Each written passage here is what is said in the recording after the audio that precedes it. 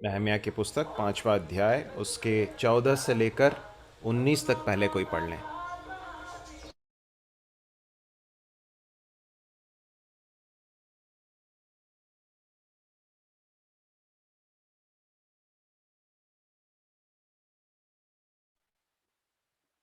फिर जब से मैं यहूदा देश में उनका अधिपति ठहराया गया, अर्थात राजा अत्रशस्त्र के 20वें वर्ष से ले उसके 32वें वर्ष तक 12 वर्ष में, और मेरे भाइयों ने अधिपति के हक का भोजन नहीं खाया, परंतु पिछले अधिपति जो मुझसे पहले थे वे प्रजा पर भार डालते थे और उनसे रोटी और दाखमधु और इसके साथ 40 शेकल चांदी लेते थे। वरन उनके सेवक भी प्रजा के ऊपर अधिकार जताते थे, परंतु मैं ऐसा नहीं करता था, क्योंकि मैं यहोवा का भय मानता था। फिर मैं शहरपनाह के काम में लिपटा रहा, और हम लोगों ने कुछ भूमि मोल न ली, और मेरे सब सेवक काम करने के लिए वहाँ इकट्ठे रहते थे। फिर मेरी मेज पर खाने वाले 150 यहूदी हाकिम, और वे भी थे जो चारों ओर की अन्य जातियों में से हमारे पास आए थे। जो प्रतिदिन के लिए तैयार किया जाता था वो एक बैल, 6 अच्छी अच्छी भेड़ें या बकरियां थी, और मेरे लिए चिड़ियां भी तैयार की जाती थी। 10-10 दिन के बाद भांति भांति का बहु दाखमधु भी तैयार किया जाता था। तो भी मैंने अधिपति के हक का बोझ नहीं लिया, क्योंकि काम का भार प्रजा पर भारी था। हे मेरे परमेश्वर, जो कुछ मैंने इस प्रजा के लिए किया है उसे तू मेरे हित के लिए स्मरण रख। धन्यवाद अंकल जी, आपने जिस भाग को पढ़ा। परमेश्वर अपने वचन के पढ़े जाने पर अपनी आशीष दे। हम प्रार्थना के साथ बैठे हैं कि परमेश्वर का वचन हमारे साथ व्यवहार करे। पिछले दिनों में हमने 5वें अध्याय में से कुछ सच्चाइयों को देखा था। हमने इस बात को देखा था कि परमेश्वर के काम का जो विरोध होता है या परमेश्वर के कार्य में जो समस्या आती है वो सिर्फ बाहर ही नहीं आती है, कई बार आंतरिक समस्या भी आती है। और यहाँ पर हमने देखा था कि यहाँ पर अब एक ऐसी समस्या है जो लोगों के अंदर से ही, इज़राइली लोगों के अंदर से ही आई है। और यदि आपको याद हो तो हमने इस बात को देखा था कि वो समस्या भीतरी समस्या है, मनुष्य लोगों के अंदर की समस्या है। समस्या क्या है? लोग, इज़राइली लोग अपने लालच के कारण या अपने लोभ के कारण, ग्रीड के कारण, वे अपने ही लोगों का शोषण कर रहे थे। हमने इस बात को देखा था कि किस तरह से वे लोगों के ऊपर बहुत भारी बोझ डाल रहे थे।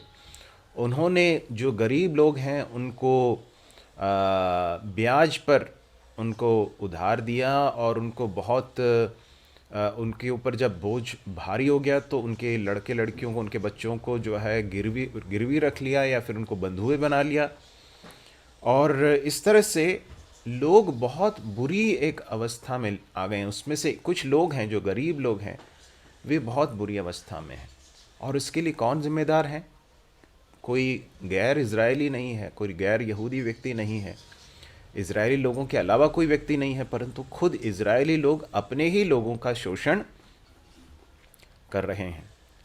और जब ये बात नहम्याह के ध्यान में आती है, तब जो है 6वें पद में हमने इस बात को देखा था कि ये बातें सुनकर मैं बहुत क्रोधित हुआ। और हमने देखा था कि किस तरह से परमेश्वर के पवित्रता के विरोध में जब कोई बातें आती हैं तो धार्मिकता से जीवन जीने वाले व्यक्ति के अंदर एक राइचस एंगर या एक धार्मिकता से भरा हुआ एक क्रोध आना बहुत ही लाजमी है या स्वाभाविक है, होना चाहिए। परंतु उसके बाद फिर हमने इस एक और महत्वपूर्ण सिद्धांत को भी देखा था, और वो ये है कि क्रोध आने के बाद नहम्याह तुरंत भड़क नहीं उठता है, परंतु 7वें पद में हम पढ़ते हैं, तब मैंने अपने मन में सोच विचार करके फिर उसके बाद हम देखते हैं उसने रईसों और हाकिमों को घुड़क कर या उनको डांटा और सभा की, और उनके पाप को उसने सामना किया, कन्फ्रंट किया। और उसके बाद फिर उनको वाचा दिलाई, उनसे कहा कि तुम इस कार्य को अभी छोड़ दो, उनके जो घर हैं, खेत हैं, दाख की बारियां हैं, सब उनको आज ही फेर दो करके हम 11वें पद में पढ़ सकते हैं। तो हमने इस बात को देखा था कि हो सकता है कई बार हमारा क्रोध बहुत जायज़ हो, किसी सही बात के लिए हमारे मन के अंदर क्रोध आए, लेकिन उसे प्रकट करने या फिर उसे उस बात को प्रकट करने से पहले बहुत ही महत्वपूर्ण है कि हम अपने ही मन में अपने साथ विचार करें, विचार करके बहुत ही हमारा जो प्रत्युत्तर हो वो बहुत ही पवित्र आत्मा के नियंत्रण में हो। ये बहुत ही महत्वपूर्ण है। हमने इस बात को भी देखा था। उसके बाद हमने इस बात को देखा कि जब नहम्या उनके इस पाप को का सामना करता है, तो वो कहता है उसके 11वें पद में, आज ही उनको उनके खेत और दाख और जैतून की बारियां और घर फेर दो, जो रुपया, अन्न, नया दाख मधु और टटका तेल तुम उनसे ले लेते हो उसका 100वां भाग फेर दो। तो नहम्या ने जब इस बात को देखा कि वे लोग इस तरह से कर रहे हैं, उनको न सिर्फ डांट कर छोड़ दिया, परंतु इस बात को सुनिश्चित किया कि वे उस कार्य को करें, और उसमें एक अर्जेंसी उसने दिखाया कि आज ही इस कार्य को करो। जब हमारे जीवन में किसी पाप को परमेश्वर का आत्मा हम पर प्रकट करता है, हमारे ऊपर उजागर करता है, जब हम परमेश्वर के वचन को पढ़ते हैं या सुनते हैं, और उस समय पर परमेश्वर का आत्मा हमारे साथ व्यवहार करते हुए हमारे जीवन के किसी ऐसे क्षेत्र को दिखाए, उजागर करे, जहाँ पर हमें अपने पाप को मानने की ज़रूरत है, उसके साथ व्यवहार करने की ज़रूरत है, तो फिर ये बहुत महत्वपूर्ण है कि हम उसे कल के लिए न टालें, बाद के लिए न टालें। बहुत ही ज़रूरी है कि हम उसके साथ बिल्कुल कड़ाई का व्यवहार करें और बहुत ही जल्दी उसके साथ व्यवहार करें। ये बहुत ही महत्वपूर्ण है। इस बात को हम यहाँ से सीख सकते हैं। उसके बाद फिर हमने इस बात को देखा था कि किस तरह से आगे जाकर 13वें पद में नहम्या उनको एक वाचा में बांधता, और वो कहता है कि मैंने अपने कपड़े को झाड़ कर कहा, इसी रीति से जो कोई इस वचन को पूरा न करे उसको परमेश्वर झाड़ कर और उसका घर और कमाई उससे छुड़ाए, और इसी रीति से वह झाड़ा जाए और छूछा हो जाए। तो हम जब कोई निर्णय लेते हैं तो उसे एक ठोस निर्णय के रूप में उसे लेकर उस पर कार्य करना बहुत ही महत्वपूर्ण है। इस बात को भी हमने पिछली बार देखा था।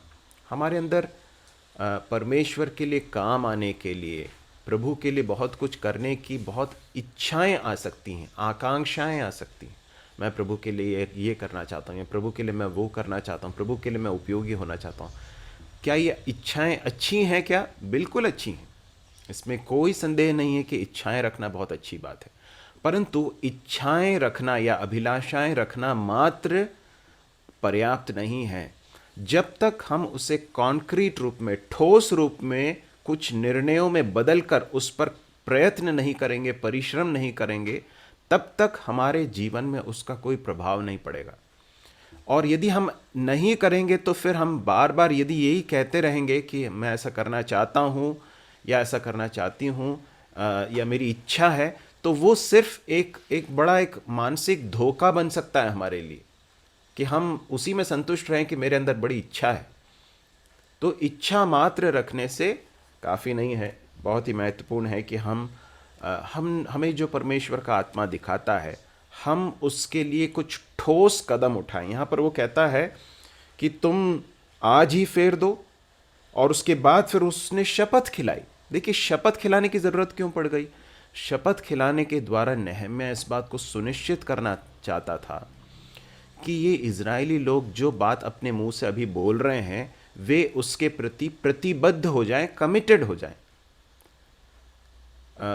आज के दौर में हम इस तरह से कह सकते हैं कि यदि परमेश्वर का आत्मा हम पर कुछ प्रकट करता है तो उसको एक कॉन्क्रीट रूप में, ठोस रूप में करने के लिए बहुत अच्छा एक कदम होगा कि हम लिख लें, अपने डायरी में लिख लें, यदि हम बार बार उस कार्य को करने में विफल हो जाते हैं तो एक पेपर पर लिखकर अपने कमरे में चिपका दें कि मैं इन इन चीज़ों के ऊपर काम करना चाहता हूँ या करना चाहती हूँ, मैं ये करूँगा, चाहता हूँ चाहती हूँ से पर्याप्त नहीं है, परंतु मैं ये कार्य करूँगा, इतने समय के अंतराल के अंदर करना चाहूँगा।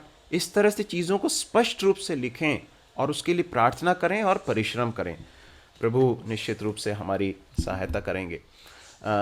पिछले दिनों में भाई साइलस ने एक वर्ष में पूरे बाइबल को पढ़ने के विषय में कई लोगों को प्रोत्साहित किया। मैं आपको बताना चाहता हूँ कि कोई ऐसा कहीं नियम नहीं है, कहीं लिखा नहीं है कि 1 साल में बाइबल को पढ़ना है। लिखा है क्या? नहीं। परंतु ये सब जो अभ्यास हैं ये किसके लिए किए जाते हैं? वो इस उद्देश्य से किए जाते हैं कि हम अपने आप को कुछ अनुशासन में डालकर परमेश्वर के वचन को पढ़ने, परमेश्वर के वचन को अच्छी तरह से समझने, सीखने के लिए प्रयत्न करें। अपने आप को एक कमिटमेंट में डालें। जब प्रतिदिन के भाग को जब हम पढ़ने का एक कमिटमेंट लेते हैं तो फिर वो आगे जाकर हमारे उस प्रोग्रेस में, हमारे उस उन्नति में कारगर साबित होता है। प्रभु हमारी सहायता करे कि हम इन सारी बातों को फिर से स्मरण करते हुए उसके अनुसार चल सकें। फिर हमने आज 14 से लेकर 19 तक पढ़ा और वहाँ पर हम देख रहे थे, फिर जब से मैं यहूदा देश में उनका अधिपति ठहराया गया, अर्थात राजा अर्थक्षेत्र के 20वें वर्ष से ले उसके 32वें वर्ष तक 12 वर्ष मैं और मेरे भाइयों ने अधिपति के हक का भोजन नहीं किया। अब 14 से लेकर 19 तक नेहम्याह खुद अपने जीवन की एक गवाही दे रहा है। वो बता रहा है कि उसने बहुत सारी चीज़ों को किया, कुछ चीज़ों को नहीं किया, वो इस बात को बता रहा है। अब ये ध्यान देने की बात है कि नेहम्याह को परमेश्वर ने एक बहुत बड़ा एक बोझ दिया। यरूशलेम की दीवार के विषय में वो बहुत बोझ के साथ वो वहाँ पर पहुँचता है और उस शहरपना को बनाने के लिए जो है वो प्रार्थना करता है, लोगों को लेकर आता है, लोगों से बातचीत करता है, ये सारी चीज़ें कर रहा है। और हम इस बात को जानते हैं कि नेहम्याह कोई साधारण यहूदी नहीं था, परंतु वो अर्थक्षेत्र के राज्य में वो एक बहुत ही ऊंचे पद पर आसीन एक व्यक्ति था। यरूशलेम के इस कार्य को, शहरपनाह के कार्य को आरंभ करने से पहले, और अब जो है वो उस अधिकार के साथ वो वहाँ पर भेजा गया है। और न सिर्फ भेजा गया है परंतु यहूदा देश में अधिपति ठहराया गया है। अंग्रेजी में कह सकते हैं गवर्नर के एक पद के रूप में है। तो जब एक अधिपति के रूप में उसे ठहराया गया है तो उसके कुछ स्वाभाविक रूप से उसके कुछ हक हैं, उसके कुछ अधिकार हैं, और उसका एक उसके भोजन के विषय में हो या उसके सुख सुविधाओं के विषय में हो, उसको बहुत ही स्वाभाविक रूप से उसको राजा के द्वारा दिए गए अधिकार हैं, और उन अधिकारों का इस्तेमाल करते हुए वो कुछ कार्यों को बहुत ही जायज़ तरीके से लीगली वो कर सकता है। परंतु हम देखते हैं कि उसने नहीं किया करके हम यहाँ पर देखते हैं। और आगे के कुछ पदों को पढ़ें तो हम समझ सकते हैं कि वो ऐसा क्यों नहीं कर रहा है। 15वें पद में हम पढ़ते हैं, परंतु पिछले अधिपति जो मुझसे पहले थे वे प्रजा पर भार डालते थे, उनसे रोटी और दाख मधु और इसके साथ 40 शेकेल चांदी लेते थे, वरन उनके सेवक भी प्रजा के ऊपर अधिकार जताते थे, परंतु मैं ऐसा नहीं करता था क्योंकि मैं यहोवा का भय मानता था। मेरे प्रिय भाइयों और बहनों, यहाँ पर नेहम्याह एक बहुत ही उत्तम अगुए के रूप में, एक बहुत ही उत्तम नेतृत्व करने वाले एक व्यक्ति के रूप में हमें दिखाई पड़ता है। एक अच्छे नेतृत्व करने वाले व्यक्ति की निशानी ये, उसका लक्षण ये है कि वो अपने अधीन जो लोग हैं उनका शोषण नहीं करेगा, उनसे अपना फ़ायदा उठाने के बजाय वो उनके फ़ायदे के बारे में हमेशा सोचेगा, उनके हित के बारे में हमेशा सोचेगा। ये एक अच्छे नेतृत्व करने वाले एक व्यक्ति की निशानी है। हम इसके पहले के अधिपति के बारे में यहाँ पढ़ते हैं जो नेहम्याह से पहले वहाँ पर अधिकार में थे। उनके बारे में नेहम्याह खुद कहता है कि वे प्रजा पर भार डालते थे, है ना। और उनसे रोटी दाख मधु और चांदी ये सारी चीज़ें लेते थे, अधिकार जताते थे, ऐसा करके लिखा है। परंतु नहम्याह ने ऐसा नहीं किया। मेरे प्रिय भाइयों बहनों, कलीसिया में हो या घर में हो या समाज में हो, हम सबको परमेश्वर ने अलग अलग ऐसे स्थान दिए हैं जहाँ पर हो सकता है परमेश्वर ने आपको किसी अधिकार में रखा हो, है ना। हो सकता है आपके कार्यस्थल में हो सकता है आप घर में हैं। यदि आप घर में हैं तो परमेश्वर ने आपको घर में एक नेतृत्व का कार्य दिया है। यहाँ तक कि इवन बहनों को, माताओं को भी परमेश्वर ने अपने बच्चों के ऊपर नेतृत्व करने, उनको परमेश्वर के कार्य में प्रभु के राज्य में परमेश्वर के रास्ते पर प्रशिक्षित करने का, उस तरह से प्रभाव डालने का एक बहुत बड़ा कार्य उन्हें सौंपा है। और इस तरह से परमेश्वर ने जिस जिस भी स्थान पर हमें रखा है, मैं आपको बताना चाहता हूँ कि यदि हम चाहते हैं कि हमारे जीवन का बहुत ही उत्तम, बहुत ही बड़ा प्रभाव लोगों के ऊपर पड़े, बहुत ज़रूरी है कि हमारा जीवन उदाहरणीय हो, कि हमारा लाइफ एग्जेम्पलरी हो। एक भाग है, कौन सा भाग है, पहला पत्रस निकाल लीजिए, पहला पत्रस 5वां अध्याय 1 से लेकर 4। पहला पत्रस 5वां अध्याय 1 से लेकर 4, कोई उसे पढ़ लेंगे?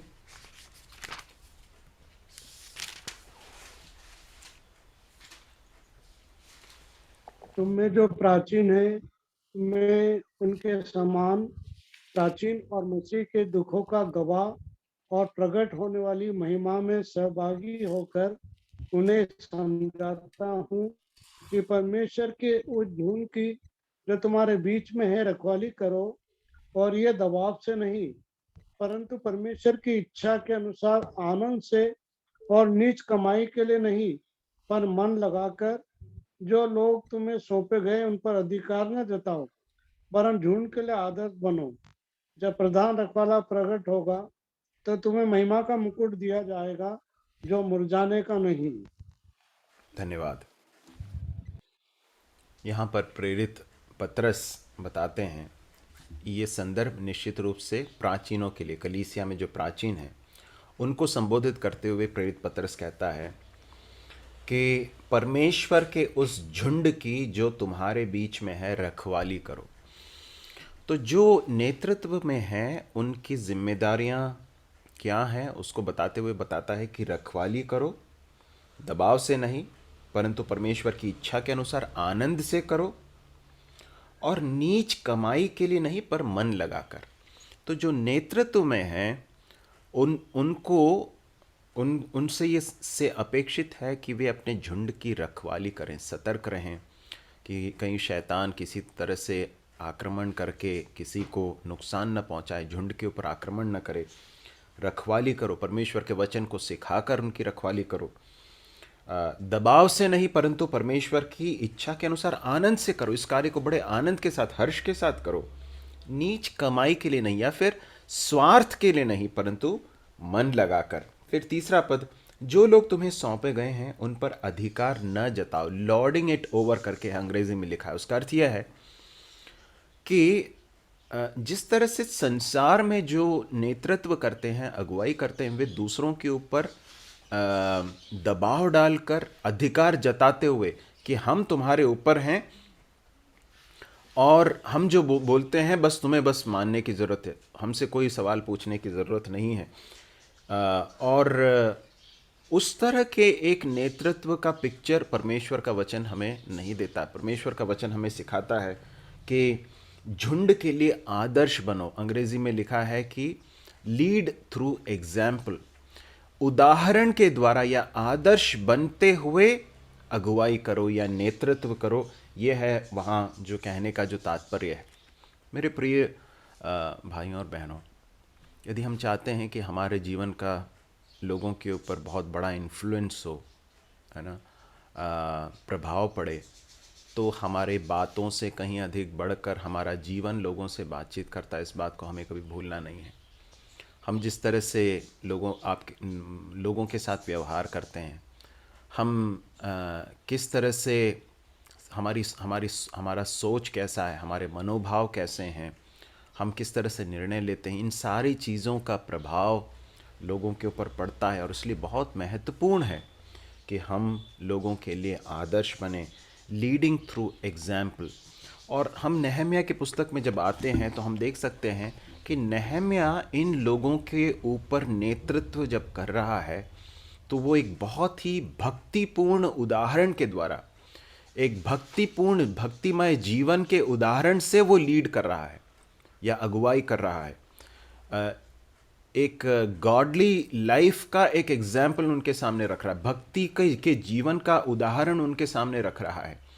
और जो नेतृत्व करने वाला व्यक्ति इस तरह से अपने जीवन को व्यतीत करता है, वो जब कहता है बातों को तो उसका बहुत बड़ा प्रभाव लोगों के ऊपर पड़ता है।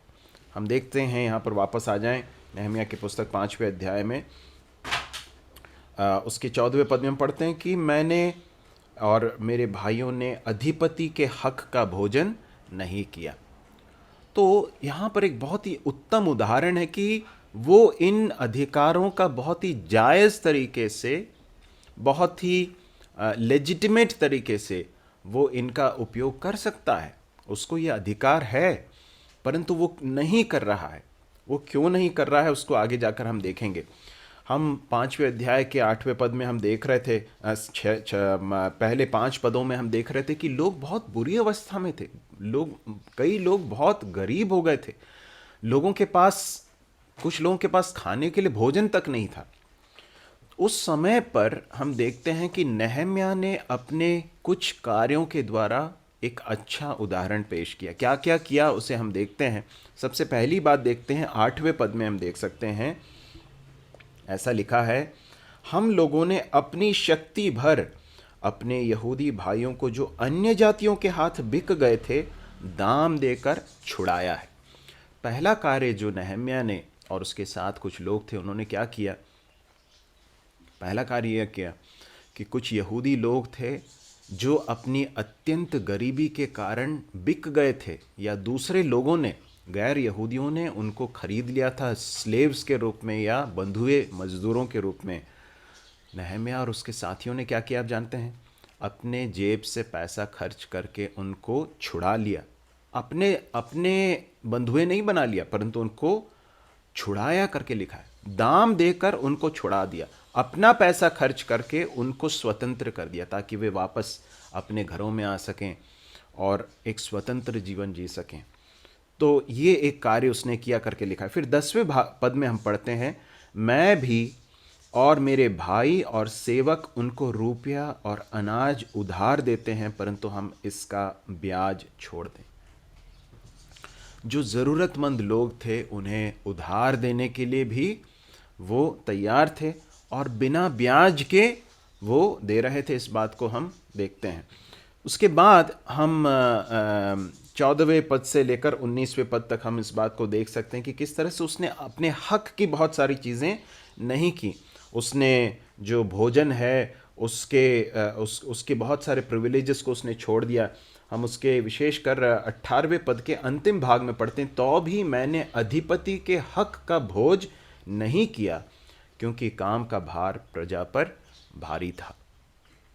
देखिए, एक एक एक अच्छे अगुए का लक्षण ये है कि वह अपने लोगों की अवस्था को समझ पाएगा। वो जानेगा कि लोग किस अवस्था में हैं, किस अवस्था में से गुजर रहे हैं, और उनके प्रति सहानुभूति रखने और उनके उस अवस्था में समझते हुए निर्णयों को लेने के लिए वो कार्य करेगा। इस बात को हम इस भाग से समझ सकते हैं। तो हम यहाँ पर देखते हैं कि नहम्याह कुछ कारण बताता है, कि उसने ये क्यों नहीं किया, है ना। यदि हम उसके 15वें पद के अंतिम भाग को देखें तो ऐसा कहता है, सबसे पहली बात, परंतु मैं ऐसा नहीं करता था क्योंकि मैं यहोवा का भय मानता था।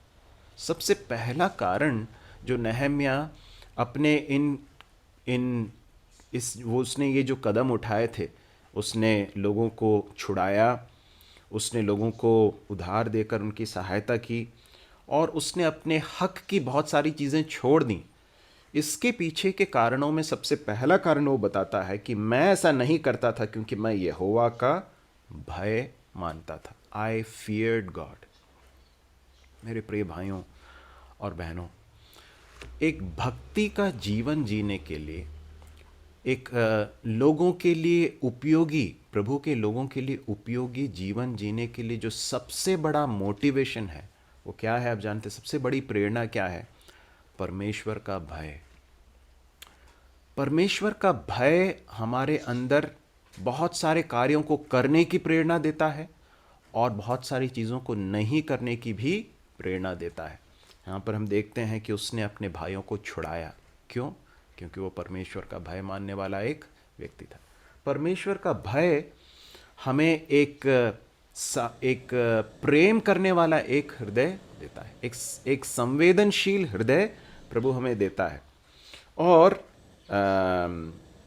परमेश्वर का भय हमें लोगों की अवस्था को समझते हुए उनके साथ सहानुभूति और प्रेम का व्यवहार करने के लिए हमें प्रेरणा देता है। इस बात को हम देख सकते हैं। तो जो उसके अधिकार के अंदर भी आता था, उन बातों को भी वो छोड़ने के लिए तैयार हो गया, क्योंकि मैं यहोवा का भय मानता था, ऐसा लिखा है।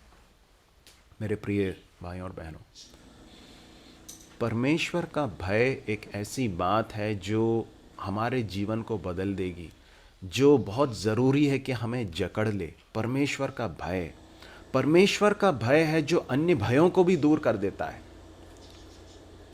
यदि हम परमेश्वर के भय से अगर प्रेरित नहीं है तो मनुष्य का भय, परिस्थितियों का भय, अनजानी चीज़ों का भय, ये सब हमें जकड़ लेगा।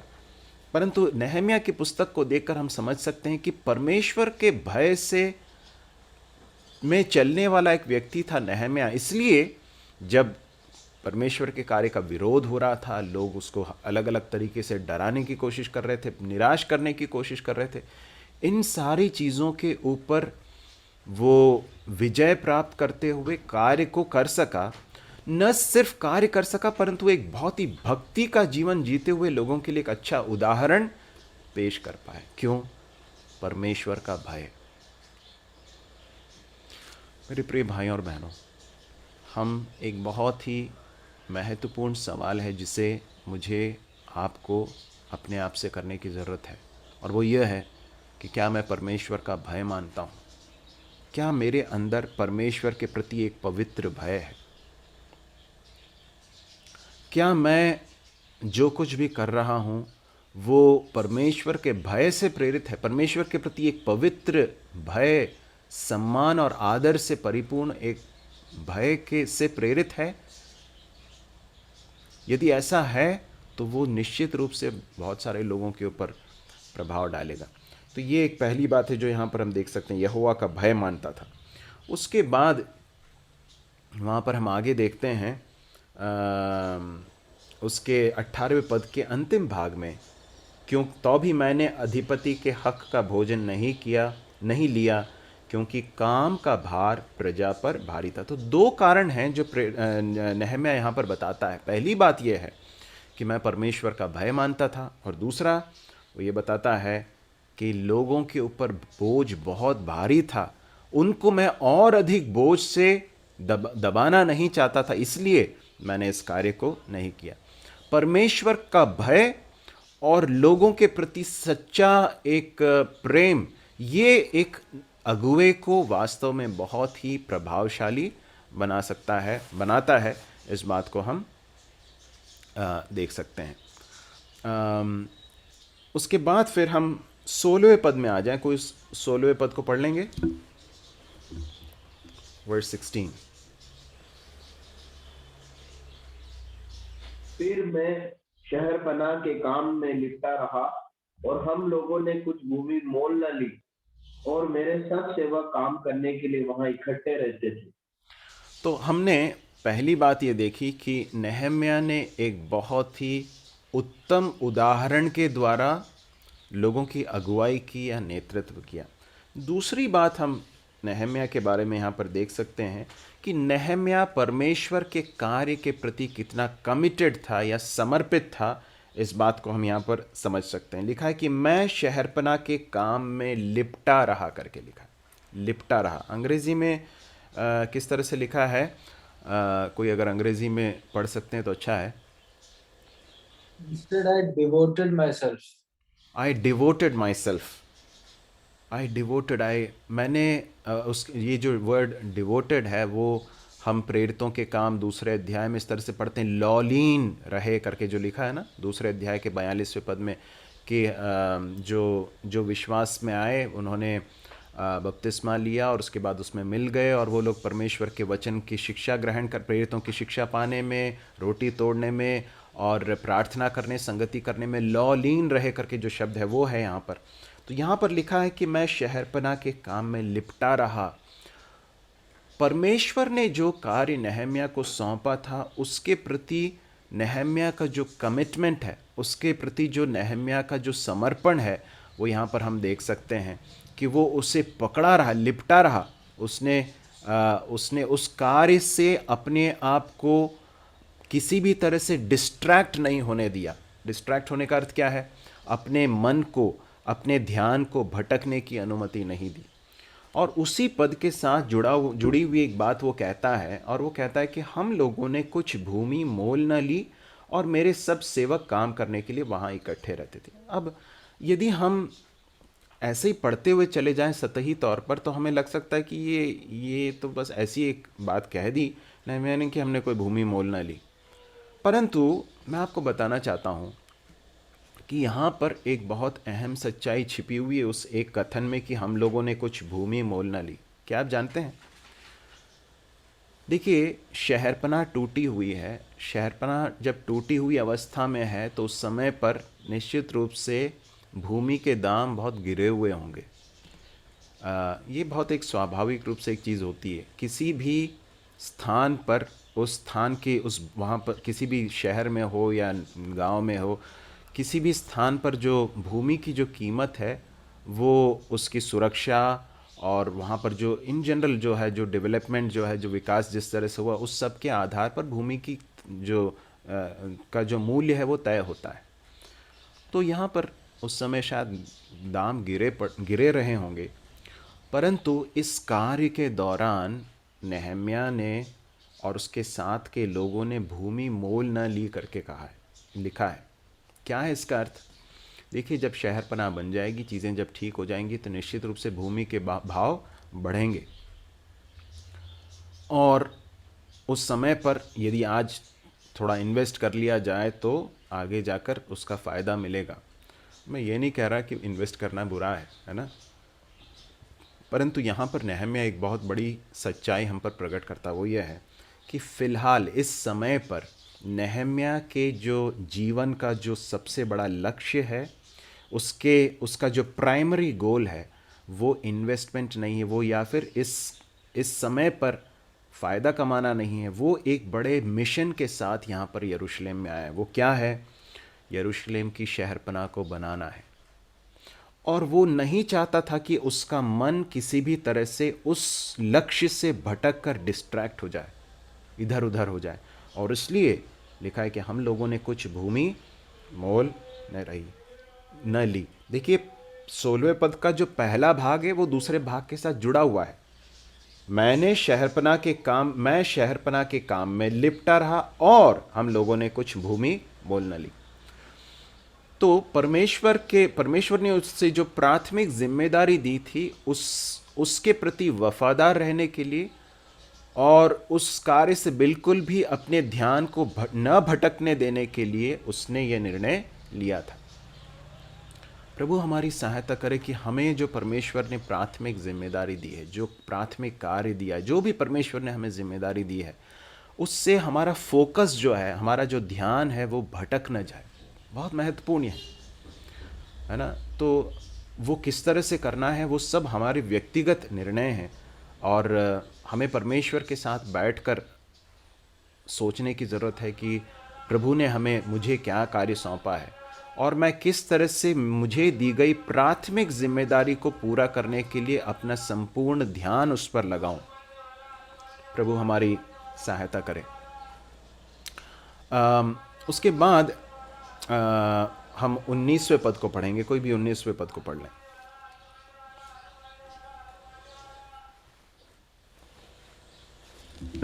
हे मेरे परमेश्वर, जो कुछ मैंने इस प्रजा के लिए किया है उसे तू मेरे हित के लिए स्मरण रख। या हमने आज इस अध्याय में 3 प्रमुख बातें देखी हैं। पहली बात, लीडिंग थ्रू एग्जाम्पल या उदाहरण के द्वारा लोगों की अगुवाई करना या नेतृत्व करना, पहली बात। दूसरा है कार्य के प्रति कार्य के प्रति समर्पित रहना और उससे बिल्कुल भी ध्यान भटकने न देना। और तीसरी सच्चाई है जो यहाँ पर हम देखते हैं वो यह है कि जब हम परमेश्वर के लिए कुछ कार्य कर रहे हैं तो हमें जो अप्रूवल मिलना है या हम किसकी प्रशंसा के लिए कर रहे हैं, हम किसके अप्रूवल मतलब किसकी स्वीकृति के लिए कर रहे हैं। हम जो कुछ भी करते हैं उसमें हमारे मन का उद्देश्य क्या है? क्या हम चाहते हैं कि मनुष्यों का ध्यान उस पर पड़े, लोग ध्यान दें, लोग मेरी प्रशंसा करें, लोग मुझसे कहें कि हाँ हाँ आपने बहुत अच्छा किया है, आप बहुत अच्छा कर रहे हैं? ये है उसका उद्देश्य कि मैं परमेश्वर का अप्रूवल चाहता हूँ। मेरे मन के उद्देश्य क्या है? मेरे मन के अंदर चलने वाली जो भावनाएं हैं वो कैसी हैं? और यहाँ पर हम देखते हैं नहम्याह कहता है, मेरे परमेश्वर, जो कुछ मैंने इस प्रजा के लिए किया है उसे तू मेरे हित के लिए स्मरण रख। दूसरे शब्दों में नहम्याह के लिए बहुत महत्वपूर्ण था कि परमेश्वर स्मरण रखे, परमेश्वर ध्यान रखे। मनुष्य ध्यान रखे या न रखे वो नहम्याह के लिए बहुत ज़्यादा मायने नहीं रखता था। उसके लिए सबसे महत्वपूर्ण बात यह थी कि परमेश्वर मेरे इस कार्य को ध्यान रखे, परमेश्वर की दृष्टि में मैं इस कार्य को कर रहा हूं। मेरे प्रिय भाइयों और बहनों, हो सकता है कि आप बहुत परमेश्वर के लिए कर रहे हों और लोगों का ध्यान उस पर न पड़े। बहुत सारे ऐसे कार्य होते हैं जिसके ऊपर मनुष्यों का ध्यान पड़ता ही नहीं है, लोग जानते नहीं हैं।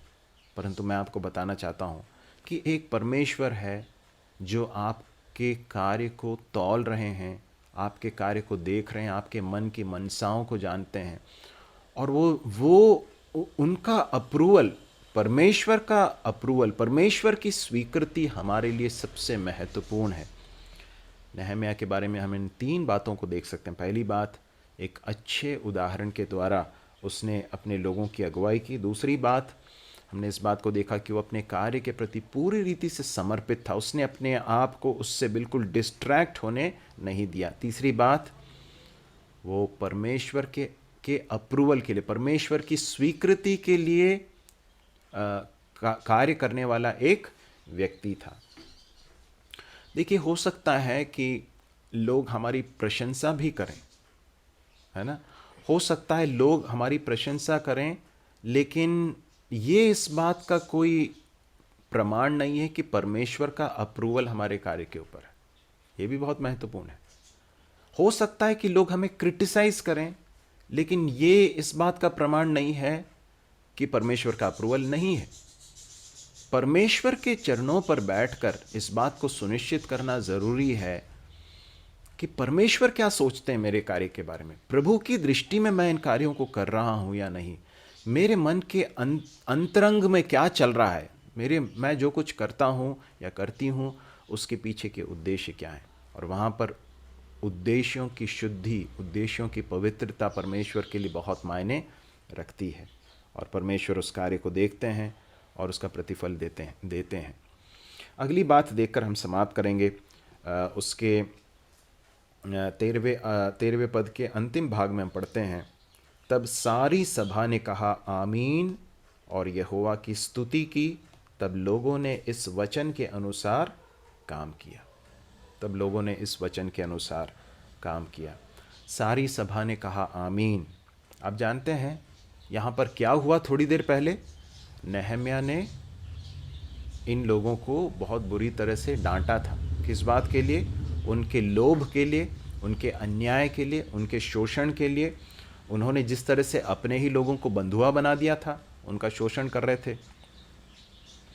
इस बात के प्रति अपने डिसअप्रूवल को, वो इस बात को प्रकट करता है कि ये गलत है, उनको डांटता है, उनसे कहता है कि आज ही फेर दो, और उनको शपथ दिलाता है। ये सब होने के बाद सभा का या लोगों का जो प्रत्युत्तर है, हम वहाँ देख सकते हैं, उन्होंने कहा कि आमीन। और फिर लिखा है कि यहोवा की स्तुति की। तब लोगों ने इस वचन के अनुसार काम किया। मेरे प्रिय भाइयों बहनों, परमेश्वर का वचन जब हमारे जीवन के किसी क्षेत्र को छुए, जब हमारे जीवन के किसी ऐसे पहलू को उजागर करके हमारे सामने रखे जो ठीक नहीं है परमेश्वर की दृष्टि में, तब हमारा प्रत्युत्तर क्या होना चाहिए, इस बात को हम यहाँ पर सीख सकते हैं। हम देखते हैं कि उन्होंने सबसे पहले तो कहा आमीन, ऐसा ही हो, और उसके बाद फिर परमेश्वर की स्तुति की करके लिखा है। और उसके बाद हम पढ़ते हैं उन्होंने इस वचन के अनुसार काम किया। सबसे पहला तो उन्होंने आमीन, उसके साथ एग्री किया कि हाँ ये सही है। और उसके बाद फिर हम देखते हैं कि उसके बाद हम देखते हैं कि उन्होंने परमेश्वर की स्तुति की। देखिए, जब पाप का बोध परमेश्वर का आत्मा हमारे मन में लाता है, हमारे हृदय के अंदर लाता है, तो उस समय पर उसको मानना ज़रूरी है कि हाँ हमने ये पाप किया। ये लोग मान रहे थे कि हमने पाप किया है, ये परमेश्वर की दृष्टि में पाप किया। और उसके बाद फिर वो परमेश्वर की स्तुति करते, परमेश्वर के नाम को वो ऊंचा उठाते हैं।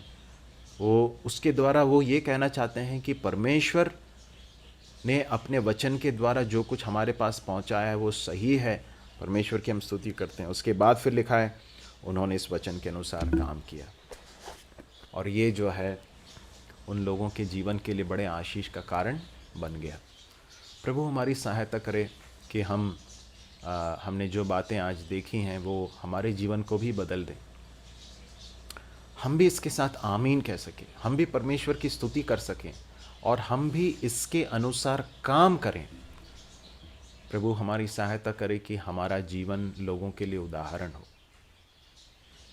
मैं आपसे पूछना चाहता हूँ मेरे प्रिय भाई, प्रिय बहन, क्या आपका जीवन लोगों के ऊपर प्रभाव डाल रहा है? क्या आपके भक्तिपूर्ण जीवन को लोग देख पाते हैं? क्या आपकी जीवन का किस तरह से प्रभाव पड़ रहा है? क्या आपने कभी सोचा है? मैं आपको बताना चाहता हूँ कि हमारे जीवन का निश्चित रूप से एक प्रभाव पड़ता है, या तो वो अच्छा प्रभाव पड़ सकता है या फिर बुरा प्रभाव पड़ सकता है। हम जो कुछ करते हैं और जो कुछ नहीं करते हैं, इन सब का भी प्रभाव लोगों के ऊपर पड़ता है। इस बात को हम ध्यान रखें। हम जिस तरह से अपने जीवन को व्यतीत करते हैं, हमारे दिनचर्या, हम जिस तरह से लोगों के साथ बातचीत करते हैं, हम अपनी जिम्मेदारियों को जिस तरह से पूरा करते हैं, हमारे सारे चीज़ों को लोग ऑब्ज़र्व करते हैं, लोग देखते हैं, बहुत ध्यान से देखते हैं, और इस सब का प्रभाव लोगों के ऊपर पड़ता है। क्या हमारे जीवन का एक बहुत ही आत्मिक प्रभाव लोगों के ऊपर पड़ रहा है?